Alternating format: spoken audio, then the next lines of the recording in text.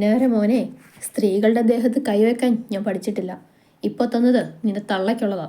ഈ എൻ്റെ പെണ്ണിൻ്റെ മേൽ നിന്റെയൊക്കെ നാവ് പൊങ്ങിയാൽ അരിഞ്ഞു തള്ളും ഞാൻ. ഇന്നു മുതൽ ഇവളെ സംരക്ഷിക്കാൻ ഞാനുണ്ടാവും. തള്ളയോടും തന്തയോടും കൂടിയാ പറയുന്നത്. മനുവിൻ്റെ കണ്ണിൽ പടർന്ന ചുവപ്പ് കാണുകെ സുമയറിയാതെ ഉമിനീരിറക്കിപ്പോയി. അവർക്ക് നേരെ വിരൽ ചൂണ്ടിക്കൊണ്ട് മനു ചീറി. അപ്പോഴേക്കും അകത്തുനിന്നും മുത്തശ്ശി ഒരു പെട്ടിയുമായി വന്നിരുന്നു. കുട്ടിയെ, ഇവിടെ വരിക. മുത്തശ്ശി അവനെ അടുത്തേക്ക് വിളിച്ചു. മനു തിരിഞ്ഞ് അല്ലുവിനെ നോക്കി. അവൾ അവിടെ നടക്കുന്നതൊന്നും ഉൾക്കൊള്ളാൻ കഴിയാതെ നിൽക്കുകയായിരുന്നു. മനു ഒരു നെടുവീർപ്പോടെ അല്ലുവിൻ്റെ കൈയും പിടിച്ച് അകത്തേക്ക് കയറി. നിർവികാരിയായി നിൽക്കാനേ അവൾക്ക് കഴിഞ്ഞുള്ളൂ. മുത്തശ്ശി ആ പെട്ടി തുറന്ന് അതിൽ നിന്നും ഒരു താലിമാല പുറത്തെടുത്തു. അത് കണ്ടതും മനുവും അല്ലുവും പരസ്പരം നോക്കി. ശേഷം മുത്തശ്ശിയെയും, ഇത് അനിയുടെ ഭാര്യയാൻ പോകുന്ന കുട്ടിക്ക് വേണ്ടി ഞാൻ പൂജിച്ചു വെച്ച താലിമാലയായിരുന്നു. പക്ഷേ അതിനുള്ള യോഗം എനിക്കുണ്ടായില്ല. കുട്ടി ഇത് മോളുടെ കഴുത്തിൽ ചാർത്തി കൊടുക്കുക. ഈ വൃദ്ധ അതെങ്കിലും കണ്ടിട്ടൊന്ന് കണ്ണടച്ചോട്ടെ. അവരുടെ കണ്ണുകൾ നിറഞ്ഞതും മനു വല്ലാതെയായി. ഇങ്ങനെയൊരു പ്രതിസന്ധി നേരിടേണ്ടി വരുമെന്ന് സ്വപ്നത്തിൽ പോലും അവൻ വിചാരിച്ചിരുന്നില്ല. പവിത്രമായ ഒരു ചടങ്ങാണിത്. പക്ഷേ എന്തുകൊണ്ടോ ഉൾക്കൊള്ളാൻ കഴിയുന്നില്ല. പ്രണയം തനിക്ക് മാത്രമാണ് അവളോട്. ഇവിടുന്ന് അവളെ രക്ഷിക്കാൻ വേണ്ടിയാണ് അങ്ങനെ ഒരു കള്ളം പറഞ്ഞതും. പക്ഷേ ആ കള്ളം യാഥാർത്ഥ്യമാകാൻ പോകുന്നു. അവൾക്കിത് ഉൾക്കൊള്ളാനാകുമോ? ഒരു ചുഴിയിൽപ്പെട്ടതുപോലെ തോന്നി അവന്. മനു അല്ലുവിനെ നോക്കി. തലകുനിച്ച് നിർവികാരത മാത്രം നിറഞ്ഞു നിൽക്കുന്നുണ്ടായിരുന്നു അവളുടെ മുഖത്ത്. മനു അല്ലുവിൻ്റെ കയ്യിൽ കൈ ചേർത്തു. അവൾ മുഖമുയർത്തി അവനെ നോക്കി. അവൻ്റെ കണ്ണുകളിൽ നിസ്സംഗതയുടെ ഭാവം തുളുമ്പി നിൽക്കുന്നത് അവളിൽ ഒരു വേദന പടർത്തി. തന്നെ രക്ഷിക്കുന്നതിന് വേണ്ടിയാണ് അവൻ ഓരോ നുളകളും പറഞ്ഞത്. പക്ഷേ അവസാനം എല്ലാം കൈവിട്ടു പോയിരിക്കുന്നു. അവളിൽ നിന്നും ഒരു നെടുവീർപ്പ് പുറത്തേക്ക് വീണു. ആ വൃദ്ധയുടെ അപേക്ഷ സ്വരം വീണ്ടും അവൻ്റെ കണ്ണുകളിൽ തെളിഞ്ഞു. താലിമാല കയ്യിൽ വാങ്ങി അവൻ അല്ലുവിനെ നോക്കി. അവളുടെ കണ്ണുകളിലേക്ക് നോക്കിക്കൊണ്ട് അവൻ അവൾക്ക് താലി ചാർത്തി. 2 തുള്ളി കണ്ണുനീർ അവളിൽ നിന്നും ഉതിർന്നു വീണു. മുത്തശ്ശി കുങ്കുമച്ചപ്പ് നീട്ടിയതും അവൻ അതിൽ നിന്നും 1 നുള്ളു കുങ്കുമം അവളുടെ സീമന്തരേഖയിൽ ചാർത്തി. അല്ലു കണ്ണടച്ചുകൊണ്ടത് ഏറ്റുവാങ്ങി. ഉള്ളിൽ അവളോട് 1000 വട്ടം അവൻ മാപ്പ് പറഞ്ഞു. അവളെയും കൊണ്ട് അവിടുന്ന് ഇറങ്ങുമ്പോൾ അവർ 3 പേരും അവരെ പകയോടെ നോക്കി നിന്നു. അവരുടെ കാർ പടിപ്പുര കടന്നു പോകുന്നത് നോക്കി മുത്തശ്ശി നിറഞ്ഞ കണ്ണുകൾ തുടച്ചുകൊണ്ട് അകത്തേക്ക് നടന്നു. ഇനി മുന്നോട്ടെന്ത് എന്ന ചോദ്യം അവരുടെ 2 പേരുടെയും മനസ്സിനെ വേട്ടയാടി. മുന്നിൽ നിൽക്കുന്ന മനുവിനെയും അല്ലുവിനെയും കണ്ട് സാരംഗി വാ തുറന്നു നിന്നുപോയി. മീറ്റിങ്ങിന് പോയവൻ അവൻ്റെ പിയെയും കെട്ടിക്കൊണ്ടു വന്നിരിക്കുന്നു. സാരംഗി താടിക്ക് കൈകൊടുത്ത് നിന്നുപോയി. പുറകിൽ നിൽക്കുന്ന അച്ചുവിൻ്റെ അവസ്ഥയും മറിച്ചല്ല. പൊട്ടിപ്പോയ ബന്ധം വീണ്ടും തിരിച്ചു പിടിക്കാൻ നെട്ടോട്ട് ഓടുമ്പോഴാണ് തനിക്ക് മുൻപേ അനിയൻ കയറി ഗോളടിച്ചതെന്നോർക്കെ അച്ചു തല കുടഞ്ഞുകൊണ്ട് മനുവിനെ നോക്കി. 2 പേരും എന്താ അവിടെ തന്നെ നോക്കി നിൽക്കുന്നത്? മല്ലിക കുളിച്ച് തലയിൽ തോർത്തി കെട്ടിക്കൊണ്ട് അവരുടെ നിൽപ്പ് കണ്ട് ചോദിച്ചു. അമ്മേ, നിലവിളക്കും ആരതിയും താലവും എടുത്തോളൂ, ഒരു വിശേഷമുണ്ട്. അച്ചു പറഞ്ഞതും മല്ലിക സംശയത്തോടെ അവനെ നോക്കിക്കൊണ്ട് പുറത്തേക്ക് വന്നു. പുറത്തു നിൽക്കുന്ന മനുവിലും അല്ലുവിലും ദൃഷ്ടി പതിഞ്ഞതും മല്ലിക നെഞ്ചത്തറിയാതെ കൈവച്ചുപോയി. അതുവരെയുള്ള ധൈര്യമെല്ലാം മനുവിന് ചോർന്നു പോയിരുന്നു. അവൻ മല്ലികയെ നോക്കിയൊന്ന് ഇളിച്ചു കാണിച്ചു. അല്ലുവിന് ദേഹം മുഴുവൻ ഒരു വിറയൽ പടർന്നു കയറി. അവൾ തല കുനിച്ചു നിന്നു. ആരെയും അറിയിക്കാതെ കല്യാണം കഴിക്കാനോടാ നീ ഇവിടുന്ന് പോയത്? ഏതാടാ ഈ കൊച്ച്? മല്ലിക അവനൊരു ദേഷ്യത്തിൽ ചോദിച്ചു. പറ്റിപ്പോയമ്മേ, ഞാനെല്ലാം പറയാം. ഇപ്പോൾ ഞങ്ങളെ അകത്തേക്ക് കയറ്റുമോ? നല്ല ക്ഷീണം. മനു അകത്തേക്ക് വലിയാൻ നോക്കിയതും മല്ലിക അവനെ തടഞ്ഞു.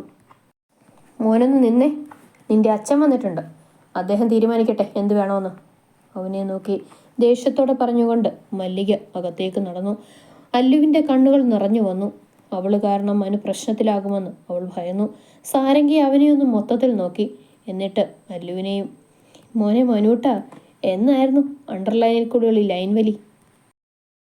സാരംഗി പുരികം ചുളിച്ച് അവനെ നോക്കി ചോദിച്ചു. അങ്ങനൊന്നുമില്ല, അതൊക്കെ ഒരു വലിയ കഥയാ, ഞാനെല്ലാം പറയാം. അല്ലടത്തി, അച്ഛനെപ്പോൾ വന്നു? ഇന്നലെ വൈകിട്ട്. ഏതായാലും നല്ല ബെസ്റ്റ് ടൈം തന്നെ. സാരംഗി അവനെ നോക്കി പുച്ഛിച്ചു. എന്നാൽ അവൻ്റെ ഏട്ടത്തി എന്നുള്ള വിളിയിൽ അല്ലു സംശയിച്ചു നിന്നു. അപ്പോൾ സാരംഗി മാഡം ഇവിടുത്തെ മരുമകളാണോ? ഇവർക്കിടയിൽ ഞാനൊരു അധികപ്പറ്റാവുമല്ലോ കണ്ണ. അല്ലുവിൻ്റെ മനസ്സിൽ അപകർഷതാബോധം വന്നു തുടങ്ങിയിരുന്നു. അച്ചു മനുവിൻ്റെ ചുമലിൽ കൈവച്ച് അവനെ നോക്കിയെന്ന് ചിരിച്ചു. ആ ചിരിയിൽ എന്തോ വശപ്പിശകല്ലേ എന്ന് മനുവിന് തോന്നി. നീ എന്താടാ കോപ്പ എന്നോട് പറഞ്ഞത്? എൻ്റെ കാര്യം സെറ്റാക്കിയിട്ടേ നീ നിൻ്റെ കാര്യം സെറ്റാക്കുന്നല്ലേ? എന്നിട്ടിപ്പോൾ കെട്ടിയിട്ട് വന്നേക്കോ ദ്രോഹി. സോറി ഏട്ടാ, അത് പിന്നെ സാഹചര്യം അതായിപ്പോയി. മനുവിനെ ഒന്ന് കൂർപ്പിച്ചു നോക്കിക്കൊണ്ട് അച്ചു നിന്നു. മല്ലികയ്ക്കൊപ്പം നടന്നു വരുന്ന ചന്ദ്രമോഹനെ കണ്ട് അതുവരെയുള്ള ധൈര്യമെല്ലാം മനുവിന് ചോർന്നു പോകുന്നുണ്ടായിരുന്നു. അവൻ ഒരു കൈ കൊണ്ട് അല്ലുവിൻ്റെ കയ്യിൽ മുറുക്കി പിടിച്ചിരുന്നു. അല്ലു മുഖമുയർത്തി അവനെ നോക്കി. അവൻ അവളെ കണ്ണ് ചിമ്മി കാണിച്ച് ധൈര്യം നൽകി. ചന്ദ്രമോഹൻ മനുവിനെയും അല്ലുവിനെയും ഗൗരവത്തോടെ നോക്കി. നിങ്ങളുടെ വിവാഹം കഴിഞ്ഞോ? ചന്ദ്രമോഹൻ മനുവിനോട് ഗാംഭീര്യത്തിൽ ചോദിച്ചതും ആണെന്ന് മനു തലയാട്ടി. ചന്ദ്രമോഹൻ അല്ലുവിനെ ഒന്ന് നോക്കി. സാഹചര്യം എങ്ങനെയായാലും അല്ലുവിൻ്റെ കഴുത്തിൽ ഞാൻ താലി ചാർത്തിക്കഴിഞ്ഞച്ചാ. കുറച്ച് സമയം കൊണ്ടാണെങ്കിലും എൻ്റെ മനസ്സിൽ അവൾ ഭാര്യയായി മാറിക്കഴിഞ്ഞു. ഇനി ഒന്നിൻ്റെ പേരിലും എനിക്ക് ഇവളെ ഉപേക്ഷിക്കാൻ പറ്റില്ല. അവൾക്കിനി ആരുമില്ല. ഞാൻ അവളെ നോക്കിക്കോളാം. മനു പറഞ്ഞു തീർന്നതും അല്ലു കരഞ്ഞു പോയിരുന്നു.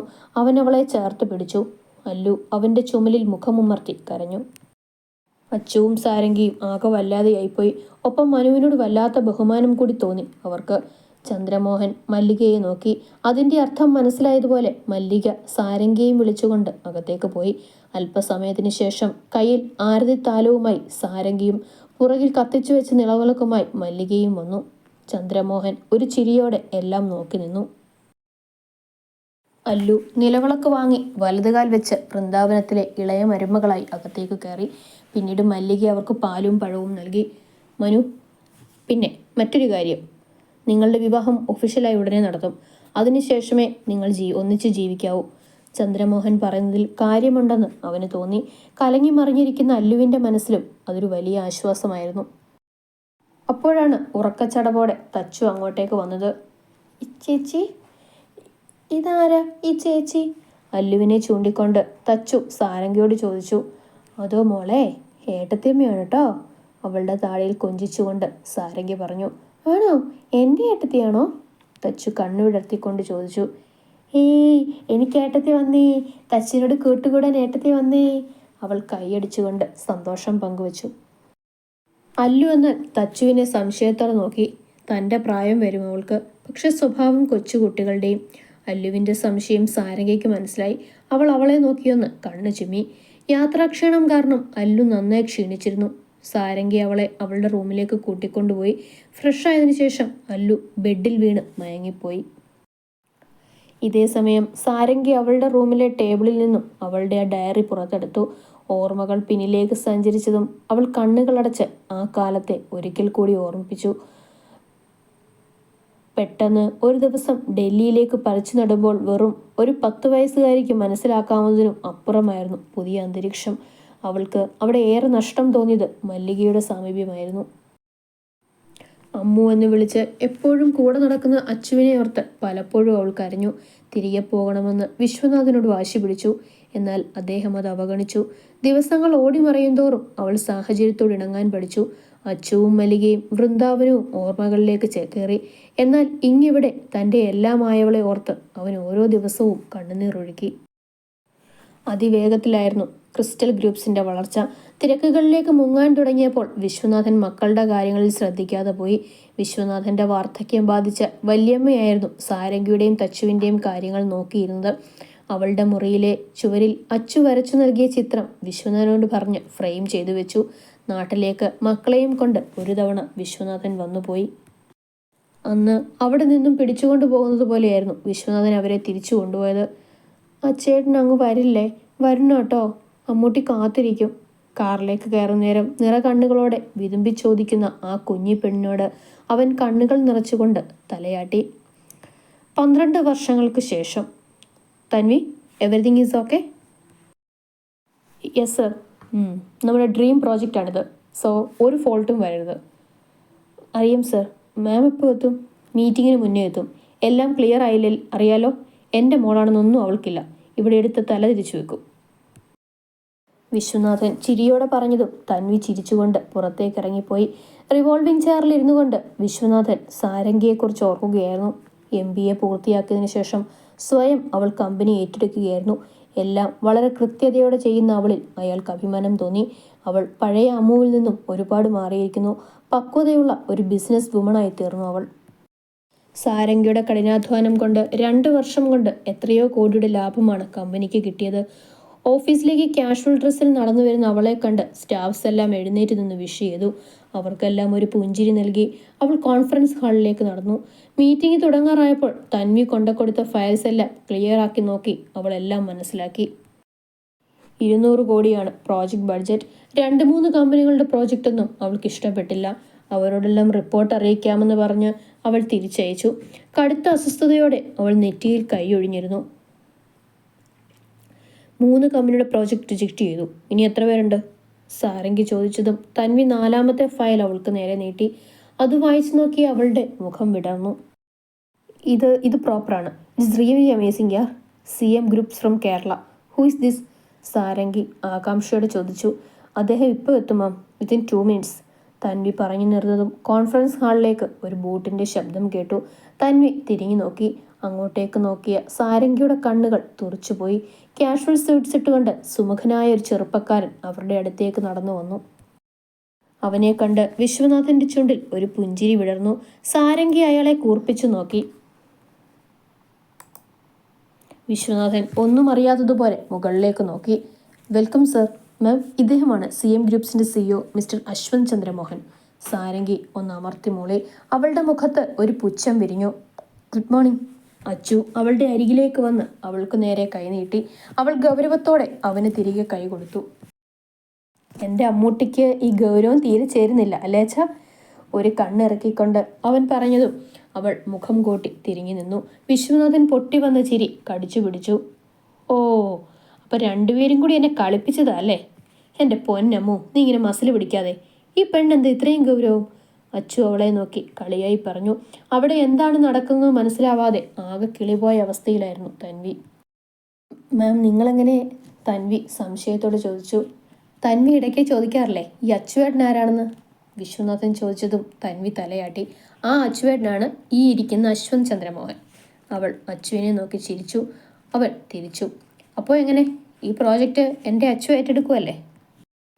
വിശ്വനാഥൻ ചോദിച്ചതും സാരംഗി ഇടയ്ക്ക് കയറി. അതിന് ഞാനും ഒക്കെ പറഞ്ഞില്ലല്ലോ, എനിക്ക് പ്രോജക്റ്റ് ഇഷ്ടപ്പെട്ടില്ല. അവളുടെ മുഖം കണ്ട് അച്ചുവും വിശ്വനും പരസ്പരം നോക്കി ചിരിച്ചുപോയി. തൻവി സാരംഗിയെ തന്നെ അതിശയിച്ചു നോക്കിപ്പോയി. ഒരു ബിസിനസ് സാമ്രാജ്യത്തെ മുഴുവൻ വിറപ്പിച്ചു നിർത്തുന്ന സാരംഗി വിശ്വനാഥൻ എത്ര പെട്ടെന്നാണ് ഒരു കുറുമ്പി പെണ്ണായി മാറിയത്. എന്നാൽ നിങ്ങൾ 2 പേരും കൂടി തീരുമാനിക്കും, ഞാൻ പോകുന്നു. സാരംഗി എണ്ണീറ്റ് കെറുവോടെ നടന്നു. നമ്മൾ പറ്റിച്ചതിലുള്ള പരിഭവ.